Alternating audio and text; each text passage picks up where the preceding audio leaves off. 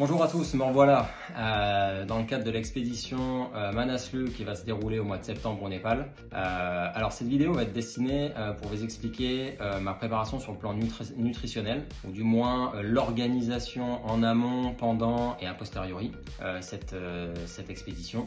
Alors il faut savoir qu'une expédition c'est quelque chose à ne pas prendre à la légère, hein, puisque là, outre le défi physique, ça va être le défi environnemental. Où on peut avoir des températures extrêmement négatives, hein. J'ai eu en Alaska moins 35, sur la Concagua moins 40. Ça va demander beaucoup de rigueur sur le plan de l'exercice physique, comme je vous l'ai dit dans une précédente vidéo, et aussi sur le plan nutritionnel. Donc en amont, l'idée, il n'y a pas de restriction à proprement parler sur le plan nutritionnel. L'idée c'est de manger équilibré et varié, tout en se faisant plaisir de temps en temps. Il peut y avoir des températures très basses, donc ce qui va demander un minimum de couches de gras, si je puis me permettre, dans le cadre de ces expéditions.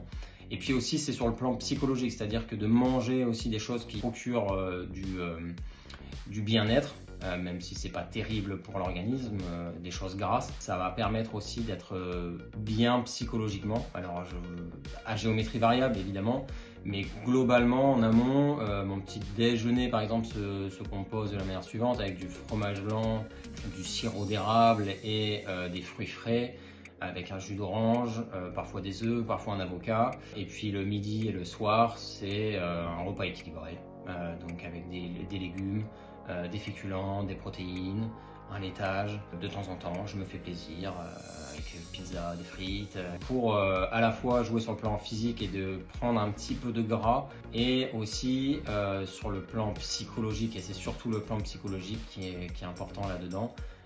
Puisque bien que je sépare le corps et l'esprit, les deux se rencontrent à un moment donné sur une expédition. Avec l'expérience que j'ai, c'est vrai que c'est très important la nutrition, et qu'il faut savoir se faire plaisir même en amont, mais encore une fois géométrie variable et ne pas tomber dans les extrêmes. Aussi également l'hydratation qui est très importante, que vous fassiez du sport ou non.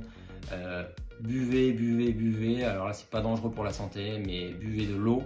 Moi je préconise, en tous les cas ce que j'utilise c'est des boissons, du moins de l'eau minérale avec des sels minéraux, riches en sels minéraux, puisque j'en perds énormément durant mes sessions sportives, mes entraînements, et aussi des boissons avec des électrolytes, donc ça qu'on trouve dans les grandes surfaces, qui vous permet de régénérer aussi ces sels minéraux et de ne pas perdre tous les bienfaits, toutes les vitamines propices à l'avancée au cours d'une expédition pareille.